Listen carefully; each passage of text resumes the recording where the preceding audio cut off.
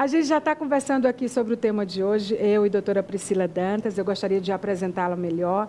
Ela é advogada, tem uma experiência muito grande na área trabalhista, é responsável por diversos projetos de implementação em LGPD também, onde ela presta consultoria também como advogada. A formação dela é muito interessante. Além de advogada, ela é professora, palestrante, ainda bem, porque ela compartilha o conhecimento dela nessas palestras. Ela tem uma pós-graduação em Direito Civil e Processo Civil, tem MBA em Gestão de Business Law, que é voltado negócios para o direito, né? Pela Fundação Getúlio Vargas. A IAPP, ela estava me falando que é uma das maiores autoridades, digamos assim, acadêmicas nesse mundo, na área de privacidade de dados, que é o que o mundo está discutindo hoje. Então, ela tem também essa certificação e ela tem também, na área de proteção de dados, outras certificações. Essa é do Brasil, né? Essa aqui da The Serve Academy. É fora do Brasil também? Não, é aqui do Brasil. É aqui do Brasil. E tem a The Serve e tem a Privacy Academy. Então, as duas, a Privacy e a The Serve, que são super importantes nessa área. Ou seja, ela também é aluna especial do mestrado em Direito da UFP. Eu quero saber por que o especial. Tá certo. E ela é a nossa convidada para discutir esse novo direito trabalhista, ou então, vamos melhorar, uma nova demanda da área do direito trabalhista que diz respeito a acidente de trabalho, a CIPA. Toda empresa, ela precisa ter uma CIPA, essa Comissão de Prevenção de Acidentes Trabalhistas. Só que, com o mundo de hoje, o direito está se renovando. Eu achava que devia ser mais acelerada essa renovação, mas, enfim, vamos falar sobre o que temos. E, para falar sobre o que temos, eu tenho essa autoridade aqui no assunto, que é a doutora Priscila. Muito obrigada pela sua presença e o seu tempo aqui conosco. Eu que agradeço, Maia. É um prazer enorme estar aqui falando desse tema tão importante e atual no programa Falando Nisso. Olha, essa portaria, doutora, nós conversávamos ainda há pouco, que é a 4.219, mas você não precisa, internauta, telespectador, decorar esse número. Ela traz luz sobre algo que já existia e ficava invisível, ou pelo menos não tratado na área do direito trabalhista, o que eu imagino que dá mais segurança àqueles que são vítimas ou até à própria empresa. Eu queria que você falasse melhor qual página nós estávamos e onde nós chegamos, e se ainda podemos avançar. Claro, ótima pergunta, Maia. O que é que acontece?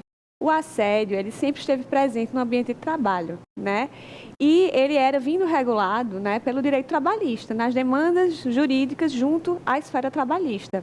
Agora, com essa portaria, a CIPA, ela não só mudou de nomenclatura, né, que é a Comissão Interna de Prevenção de Acidentes, mas para a Comissão Interna de Prevenção de Acidentes e Assédio. Ou seja, a partir de agora, as empresas elas têm que se comprometer, né, em tentar frear a questão dos assédios, né, que não é só um assédio sexual, pode ser o assédio moral também, fazendo parte do seu programa de governança e boas práticas. Ou seja, agora é uma obrigatoriedade que a empresa se adeque e que aceite e receba e trate a questão do assédio de maneira mais próxima com seus colaboradores. As empresas estão prontas, na sua opinião, para fazer essas adequações? Mas eu acredito que as grandes empresas, né, que já possuem a questão do compliance interno, elas já possuem esses canais de atendimento aos colaboradores que sofrem assédio. Mas a CIPA veio reforçar e dizer que agora seria uma obrigação de todos. Acredito que o mercado ainda não está 100% pronto, porque precisaria de investimento para abrir esses canais de denúncia, precisaria de uma equipe especializada para atender esses colaboradores que sofreram assédio e precisaria também implementar mudanças, cursos, conscientizações, sensibilizações internas, workshops, para sensibilizar aquele colaborador sobre as questões do assédio. Vamos falar sobre assédio de um modo geral. Eu comecei o programa falando que eu imagino, tenho quase certeza, que o assédio ele se dá muito a mulheres, seja ele assédio moral, assédio sexual. Essa é só uma impressão, porque assim, as mulheres, mesmo elas padecem de falta de oportunidades. E dentro das empresas, elas ainda têm muitas barreiras a serem vencidas, né? Eu queria que você falasse sobre isso. Eu falei de você tipificar, nos fazer entender quais os tipos de assédio e se você acha que a maioria é realmente feita a mulheres. Isso, perfeito, Maia. De fato, o mundo feminino ele é o que mais sofre com as questões do assédio. Seja porque a gente começou a se introduzir nesse mercado de trabalho, numa sociedade patriarcal, então a mulher ainda sofre essas questões de cunho sexual, né? Mas isso não quer dizer que a questão do assédio sexual já não fosse tipificado pelo nosso ordenamento jurídico, né? A gente tem previsão do assédio sexual no Código Penal, inclusive, e mais para frente, agora mais recentemente, a questão da importunação sexual. Né? A questão do assédio sexual, ela sempre vai se dar numa posição de hierarquia, ou seja, o chefe, o dono, o grande gestor, sempre vai assediar aquela mulher, né, que se encontra numa questão de inferioridade em relação a esse. Na importunação sexual, não. É uma questão de toque, de falar, da forma de você se comunicar com a pessoa. Isso vai gerar uma importunação sexual. Já o assédio moral, ele vai por questões discriminatórias, é tornar o ambiente de trabalho, né, difícil de desenvolver suas atividades. E aí, todos esses são liames que a gente vai poder tipificar dentro de cada esfera, de acordo com cada conduta praticada. Né? O assédio sexual, reforçando, ele tem, né, esse constrangimento sexual. Ele pede algo em troca. Eu te promovo se você ceder as minhas investidas, por exemplo. Você falou de compliance, e compliance é super importante. E a gente entende que o compliance é um processo que ele precisa ser abraçado, é obrigatório para as empresas sobre todos os aspectos. Mas eu fico pensando na questão da segurança psicológica, sabe, doutora Priscila? Porque eu acho que para você, mesmo tendo os canais, as ouvidorias, mesmo essas implementações existindo enquanto processo, é preciso haver segurança psicológica dentro da cultura corporativa de uma empresa para que um colaborador ele tenha a coragem ou ela tenha a coragem, uma colaboradora, de denunciar. Isso. Na verdade, quando uma empresa estrutura o seu programa de compliance, ele tem que obrigatoriamente abrir um canal de denúncia. E esse canal de denúncia, ele necessariamente precisaria ser um canal externo, ou seja, de pessoas que não fazem parte daquela empresa. Justamente para que você consiga falar sobre o que aconteceu, você consiga trazer o caso e para que ele seja investigado de forma correta. Porque em nada adiantaria eu ter um canal de denúncias interno por colaboradores da empresa, porque essa mensagem, essa denúncia iria chegar ao próprio dono, ou o dono pode praticar a questão do assédio, né? O diretor da empresa. Então, o assediado, ele se sentiria coagido, né? Ele não se sentiria confortável em estar falando daquela situação para outros funcionários de dentro da empresa. Então, o canal de denúncia, para ser satisfatório, ele teria que ser realizado por uma empresa externa. Para ser seguro. Para ser seguro, ser humanizado. E, a partir dali, também conseguir direcionar esse funcionário que sofreu esse assédio para um psicólogo, para um psiquiatra. Porque o primeiro sinal de colaborador que está sofrendo assédio pode ter, sem sombra de dúvida, ele vai começar a faltar. Ele vai começar a apresentar atestado médico. E aí o atestado vem com o CID de F, que significa algum transtorno psicológico.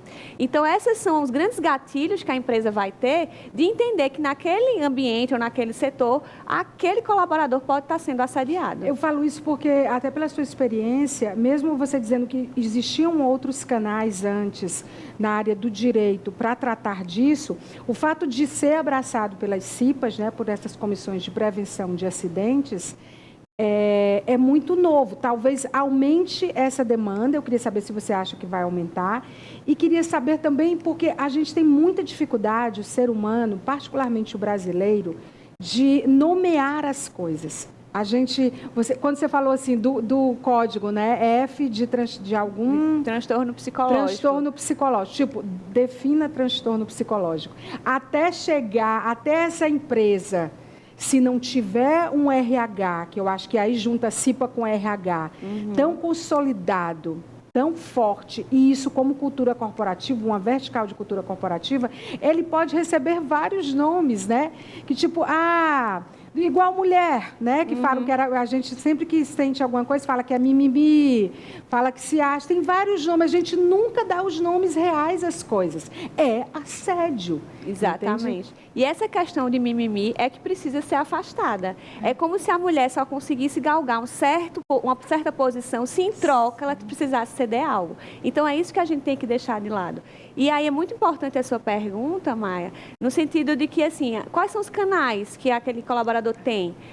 Antes da CIPA, né, vir a abarcar também essa questão do assédio, o funcionário ou falava para o setor de RH, que não é um setor treinado para receber esse tipo de denúncia, ou ele poderia acionar o próprio Ministério Público.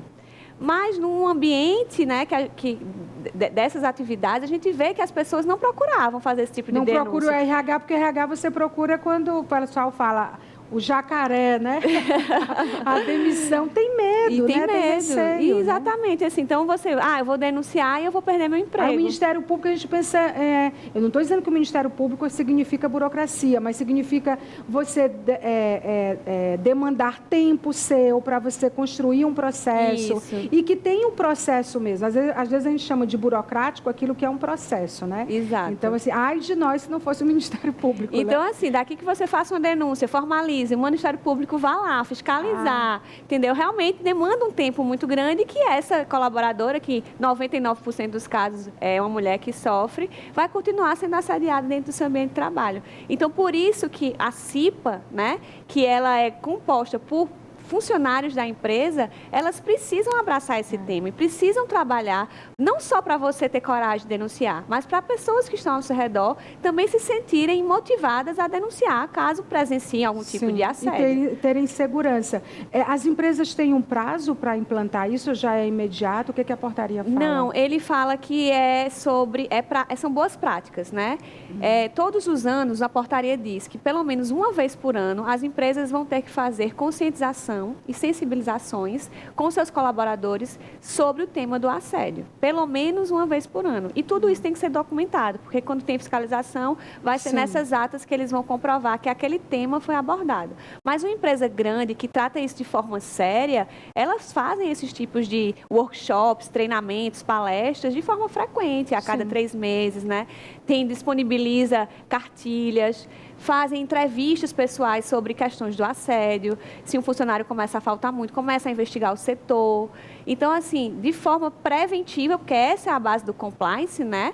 É prevenir, identificar e remediar para a gente combater essas práticas que não deveriam fazer parte da cultura organizacional de qualquer empresa. O que seria, quando você olha para isso que se modifica, e a gente imagina que sim, para facilitar a identificação de assédio e de outros problemas graves, né? Às vezes até crimes dentro de empresas, você acha que o ideal, o que vem por aí?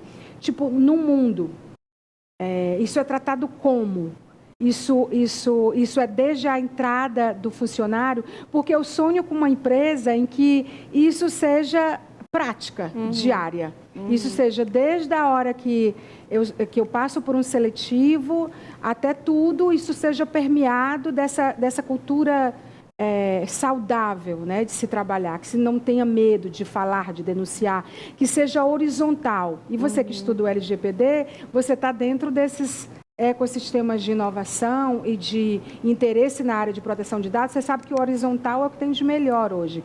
O ideal seria o que mais pode estar sendo abordado pelas empresas que antes, mesmo tendo áreas do direito que já davam vazão a isso, antes mesmo assim eram invisibilizados dentro das empresas. Nas empresas a gente percebe, empresas grandes, organizadas, que têm a questão do compliance como norte, a gente vê que da admissão, todos os funcionários já fazem pequenos treinamentos sobre os pontos focais que a empresa pretende defender ou que fazem parte da missão empresarial. E a gente entende que com essa nova portaria, a CIPA ela vem se servir de braço, tratando a questão do assédio agora como uma questão que precisa ser modificada. A realidade vem mudando. A mulher ela se insere em todos os ambientes, então ela precisa ser respeitada. Essa questão da portaria não é só questão do assédio, ela vem a garantir direitos, ela vem a garantir a diversidade, a afastar entendimentos discriminatórios. Uma vez identificado, né, outros processos. A CIPA já tem que agir. Teoricamente, ela tem que agir de ofício, por impulso, ela não precisaria mais de um processo administrativo para poder investigar uma questão de assédio que está acontecendo. A conscientização é que é no mínimo uma vez por ano. No mínimo uma vez por ano. Que o colaborador, a colaboradora, o homem ou a mulher possa que fazem parte da CIPA não possam fazer também medidas educativas internas, façam parte do projeto do CIPA para aquele ano. Eu vou fazer 3, 4 sensibilizações no ano no corpo de colaboradores. E aí ela vai, daquela forma, tratando da questão do assédio e se tornando palpável. Porque, como eu estou te dizendo, às vezes a pessoa não sabe nem o que é assédio. Às vezes a pessoa não se sente que aquele colaborador ou aquele que possui uma função de coordenação, ele xinga a equipe, ele exige na frente dos outros, depreciando aquela pessoa. Conta piadas sem graça. Conta piadas. Se aquilo for uma forma corriqueira, isso é uma questão de assédio moral também. Então, esses comportamentos precisam ser identificados para que sejam freados e que não voltem a acontecer. Isso é positivo, muito positivo, né? Acho que também é um problema mundial, né? Também, assim, e a conscientização, né? Quanto mais a gente treina pessoas, mais a gente dá propriedade para elas saberem que aquilo é um problema. E que começa sendo identificado e depois vira uma consciência de equipe, né? De empresa. Infelizmente, a maioria, tipo assim, tem que dar exemplo e tornar aquilo ali público. Para poder as pessoas ficarem com receio de fazer ou dizer, nossa, isso é realmente errado, entendeu? Exato. E até o tornar público tem um problema, já aconteceu muita coisa, né, antes. E aí, hoje, assim, a gente vê que essa pessoa, né, esse colaborador que assedia, que seria o assediador, ele pode sofrer sanção não só na esfera administrativa ali do trabalho dele, ele vai responder civilmente, criminalmente, na seara trabalhista. Uma vez identificado todo o processo judicial. A empresa também vai sofrer, pode sofrer demanda em face da empregada que foi assediada, ela pode pedir uma indenização de dano moral, ela pode pedir uma rescisão indireta do contrato de trabalho, que é quando a empresa ela não agiu da boa fé conforme manda o contrato, ela não afastou aquele colaborador. Então, eu posso pedir minha demissão. Eu acho incrível também que, assim, eu achei estranho, porque, assim, acidente de trabalho é uma coisa que acontece sem estar planejado. E o assédio, ele é consciente, né? E ele é proposital, ele não é um acidente. Isso, né? E ele é frequente. Então, ficou estranho para mim quando eu vi agora acidente de trabalho. Como assim acidente? Porque ele vai tratar não só as questões de acidente, como doenças ocupacionais, as questões de assédio e violência em ambiente de trabalho. É tipo assim, vamos abrigar tudo aí para pelo menos a gente reforçar. E depois a gente pensa no outro nome. O leque ficou enorme agora. Então, mas assim, veio reforçar mesmo essa mudança de cultura e postura que as empresas precisam ter com seus colaboradores. Nos atestados, o código é só o F? Não, F aí vem o número, a numeração. Mas tem para assédio especificamente? Não, porque o funcionário ele procura o médico, né, com a finalidade de ter um atestado e normalmente é de cunho psicológico. Pode ser uma ansiedade, burnout. Pode ser um burnout, pode ser uma depressão. Então, assim, ele começa a desenvolver transtornos psicóticos porque ele não quer ir trabalhar, porque aquele ambiente de trabalho está causando medo para ele. Isso é bem comum. Isso é muito mais comum do que a gente imagina. Muito. Deixa eu aproveitar que eu estou falando também com uma consultora em LGPD e fazer pelo menos umas 2 perguntas, eu acho que ainda dá tempo, né? O mundo ficou totalmente intangível, é tudo em escala, é tudo rápido demais, numa escala impossível de ser tangibilizada.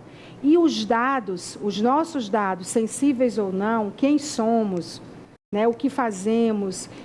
dentro de LGPD, a gente sente que a LGPD, ela parece que vai dar conta, mas ela não tem como dar conta de tudo isso.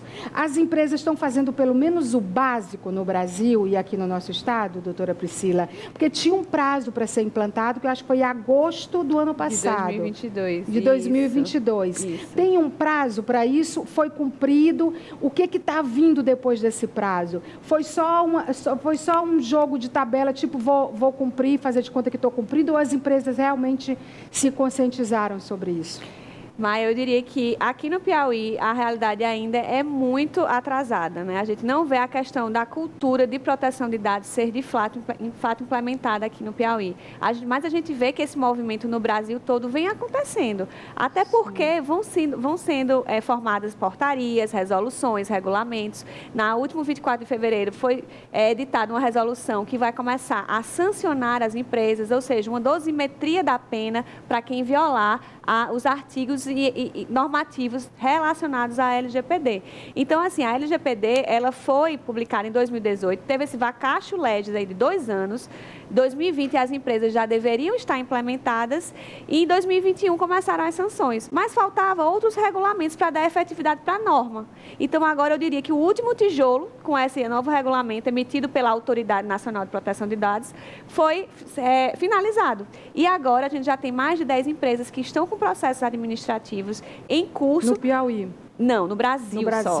Para a aplicação da LGPD. Mas entenda, a ação judicial já tem aos montes, com base na LGPD. Mas as empresas... Qual a maior dificuldade das empresas hoje de lidar com isso? São pessoas treinadas, são ferramentas, é um letramento sobre a importância da LGPD para não ser,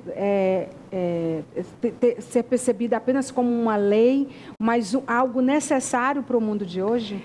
Tudo envolve a questão da financeira, né? A empresa, como é um serviço preventivo, ela não quer desembolsar aquele valor, até porque não é um projeto barato, porque demanda muito tempo. Eu tenho, Maia, que treinar todas as pessoas, da pessoa que faz a limpeza à pessoa que está na guarita. Então, assim, do alto escalão ao baixo, todo mundo precisa entender o que é LGPD, entender o que é proteção de dados e entender sobre a guarda das informações. Inclusive, não é só de fora para dentro.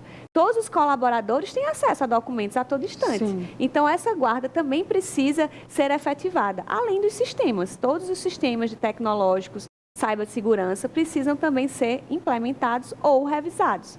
Então, isso seria também uma forma de compliance. Só que dessa vez, todo mundo, todos os titulares de dados, que somos nós, cidadãos, pode acionar qualquer empresa a qualquer tempo, sob pena de responder administrativamente ou judicialmente também. Qual o segmento onde os dados sensíveis, eu também queria que você falasse sobre o que são esses dados sensíveis, se mostram mais vulneráveis? No setor de saúde, por exemplo, mas você pode começar falando o que são esses dados sensíveis. Exato.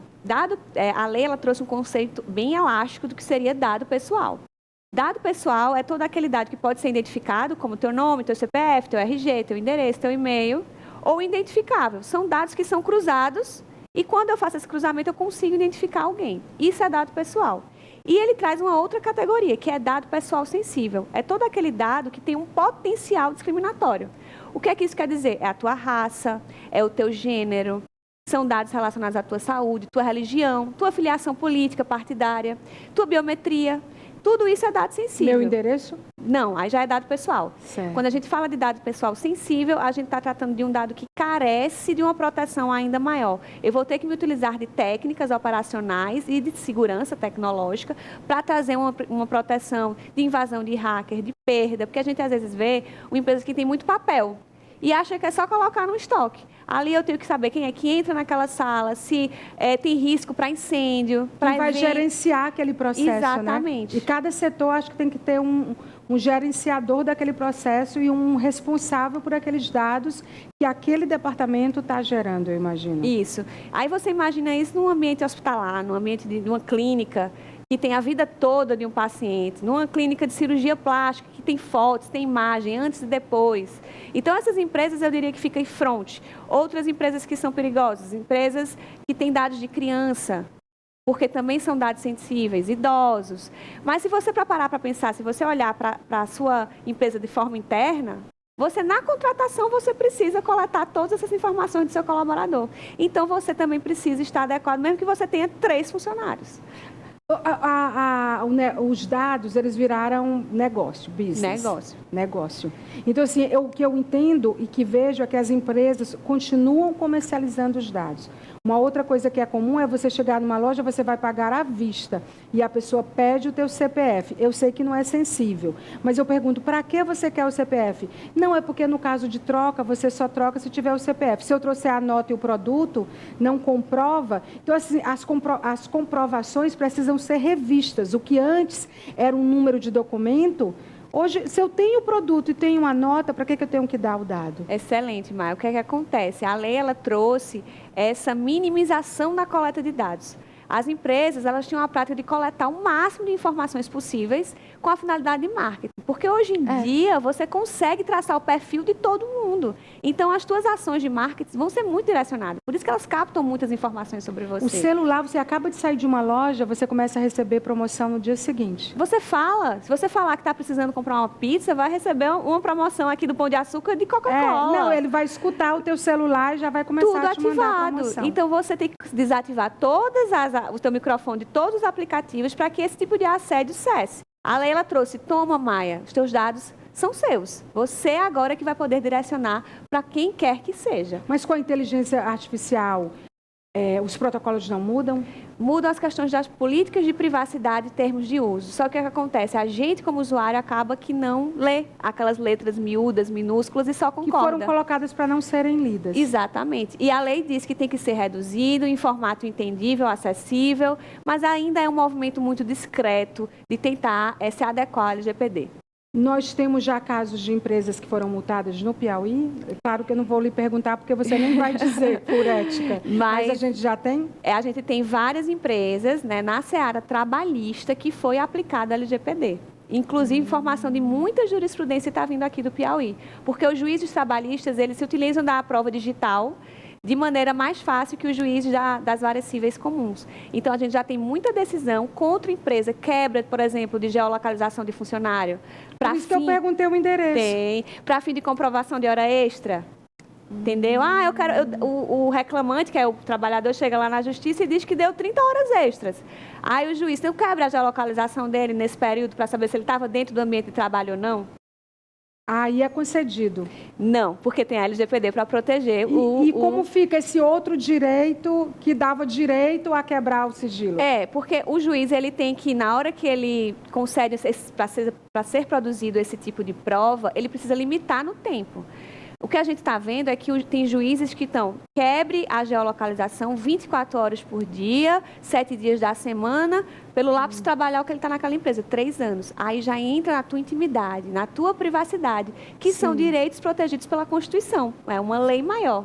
Então, é essa que tem que ser protegida. O que a doutora está falando sobre jurisprudência, nosso internauta telespectador, é que estão acontecendo ações no Piauí que o processo, o caminho, as decisões, tudo está sendo um modelo, criando uma espécie de... O Piauí é como se fosse um observatório do que está acontecendo aqui, porque ainda não aconteceu em outro lugar. Então, o Piauí julgou de que forma? O Piauí resolveu de que forma, né? Isso que é a jurisprudência que ela estava falando ainda há pouco. Qual é a menor multa que pode se pagar e a maior na área de LGPD? A maior multa é 50 milhões de reais. É altíssima, é uma multa que é limitada a 2% do faturamento anual da empresa, então são multas vultuosas, são caras, e a menor multa seria uma advertência. Mas entenda, entre advertência e multa tem várias outras sanções, e aí pode ser aplicada mais de uma para a mesma violação. Eu posso aplicar uma advertência e posso aplicar uma multa num valor menor. Né, que foi esse regulamento de quanto é que eu vou dosar aquela conduta. Foi esse regulamento que saiu recente. Se a empresa fizer isso, a multa vai ser essa. Esse regulamento está bem recente e agora sim a gente vai dizer, as empresas vão começar a ser penalizadas. Isso prescreve como os outros crimes? Não prescreve como os outros crimes, porque na medida que você tem aquela violação, a empresa ela tem que comunicar. Ela é obrigada, segundo a lei, a comunicar que houve aquele vazamento de dados, que a gente chama para a lei de incidente de segurança. Se ela não comunicar, ela também sofre sanção. Do jeito que tem tráfico de drogas, tráfico de órgãos, tráfico de gente, etc., etc., etc., pode haver tráfego de dados. Existe uma legislação universal que contempla coisas como essas? A gente tem o compartilhamento indevido de dados, né? Que são empresas que trocam entre si informações do seu banco de dados. Isso é vedado. Quando a gente fala um tráfico, sobre essa questão, assim, um tráfico de informações... Porque o mundo está globalizado, né? A gente não vê tem tráfico. Empresas que atuam fora. Isso. Desculpa eu interromper, só para eu deixar mais claro. A gente vê sequestro de dados, né? Que é quando um hacker invade o sistema operacional de uma empresa, sequestra aquele banco e pede o valor valor do resgate, que normalmente é criptomoedas ou bitcoins, porque são dinheiros que não são rastreáveis. Sim. Aí tem o sequestro de dados. Lembrando que essa lei do Brasil ela foi baseada na legislação europeia, que é uma legislação bem rígida e pioneira, vanguardista sobre proteção de dados. Então, eu diria assim, o Brasil está caminhando para ser um país também modelo na questão privacidade. Mas não tem uma empresa que atua aqui e que atua fora, ela não pode usar os dados de clientes daqui ou de pessoas para fins de marketing, por exemplo? Isso, a gente chama de transferência internacional de dados. A empresa está aqui e está na Europa. Teoricamente, ela só poderia migrar esses dados se aquele país para onde ela vai mandar aquelas informações também tem uma legislação voltada para a proteção de dados. Então, os dois países têm que ter leis específicas sobre a matéria. Gente, eu nunca chamei um convidado que veio falar de dois assuntos tão distintos e com tanta propriedade. É sério. Porque a doutora Priscila veio para falar sobre a questão do assédio, agora está contemplado entre as ações preventivas de acidente de trabalho da CIPA nas empresas. Uma portaria recente, agora está quentinha. E aí, quando eu olho aqui para o portfólio, para o currículo e a atuação dela, eu vejo o LGPD. Aí, gente, a gente não vai deixar de perguntar sobre LGPD. E você, assim, tem muita propriedade nisso, né? E eu acho que por mais pessoas como você em todas as áreas, né? Porque eu acho que as empresas estão carentes de pessoas que possam alcançá-las, além de terem a consciência de fazer o que precisa ser feito. Porque acho que não é você que vai convencer, você convence talvez para dizer, olha a multa, olha não sei o quê, porque enquanto não tiver uma seriedade no tratamento disso, a gente está muito vulnerável. É verdade. E eu fico tensa com isso, porque se eu olho para a quantidade de dados que a gente gera o dia inteiro, e quem vai estar se preocupando com isso, né? E assim, que bom que você tocou nesse assunto, né? Mesmo a gente falando de coisas bem diferentes, porque é um tema tão atual, tão importante, assim, que a gente precisa tocar os usuários como um direito do consumidor, sabe? Sim, sim. A gente precisa estar sempre falando disso. Eu digo que LGPD é meu filho mais novo, eu tenho um carinho, morro de amor, estudo isso. Tá claro isso. Aos 4, meus olhos brilham. Então, assim, que feliz que a gente conseguiu no finalzinho ainda falar desse assunto que é tão importante. Falamos igualmente. Muito, muito bom, muito bom. Parabéns pelo seu trabalho. Obrigada por ter esclarecido sobre assédio e nos dar uma noção de como agir. Obrigada também por falar mais. A gente precisa, produção, falar mais sobre LGPD e sobre dados aqui. Toda semana a gente tem uma entrevista de dados. Semana passada eu trouxe aqui o juiz Nazareno Reis, que estuda inteligência artificial na área do direito. Foi fantástico. A gente falou rapidamente sobre LGPD, mas especificamente sobre LGPD com você, que lá foi um dos temas que ele estuda. Muito obrigada pela entrevista, foi ótima. Eu que agradeço e me convide mais vezes a gente falar sobre LGPD também. Tem vários assuntos que pode falar para ela, também tão qualificada assim, né? Claro que ela vai vir outras vezes. Os internautas e telespectadores vão pedir, eu tenho certeza disso. Olha, nós vamos para um breve intervalo comercial, depois da entrevista com a doutora Priscila Dantas, advogada, veio falar sobre essa questão da CIPA, que inclui agora o assédio moral e sexual, e também sobre LGPD. Eu volto daqui a pouco com mais conteúdo pra gente. Não saia daí, até já.